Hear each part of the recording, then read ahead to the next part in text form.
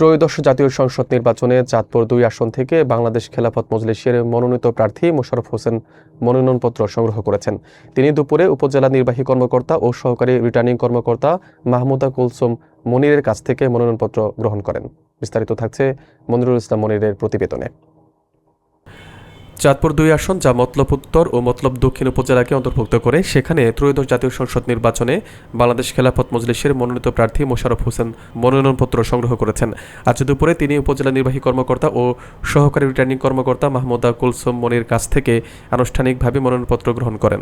মনোনয়নপত্র গ্রহণের পর সাংবাদিকদের সঙ্গে কথা বলতে গিয়ে মোশাররফ হোসেন চাঁদপুর ২ আসনের সার্বিক উন্নয়ন ও বিভিন্ন পরিকল্পনার বিষয়ে নিজের দৃষ্টিভঙ্গি তুলে ধরেন।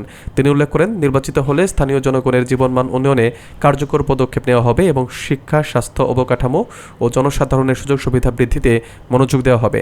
এ সময় তার সঙ্গে উপস্থিত ছিলেন দলীয় বিভিন্ন নেতাকর্মী, যারা প্রার্থীর মনোনয়নপত্র সংগ্রহ প্রক্রিয়ায় সমর্থন প্রদান করেন।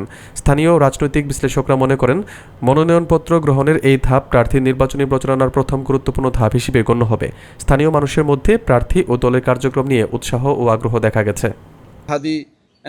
ওনাকে এই সন্ত্রাসীরা যেভাবে গুলি করে হত্যা করেছে, একজন সহযোদ্ধা, একজন স্বতন্ত্র প্রার্থী, তো আমরা তার বিদেহী আত্মার মাগফিরাত কামনা করি।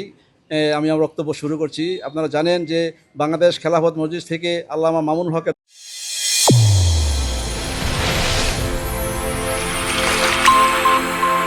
চ্যানেল A1 হৃদয় রেসপন্স।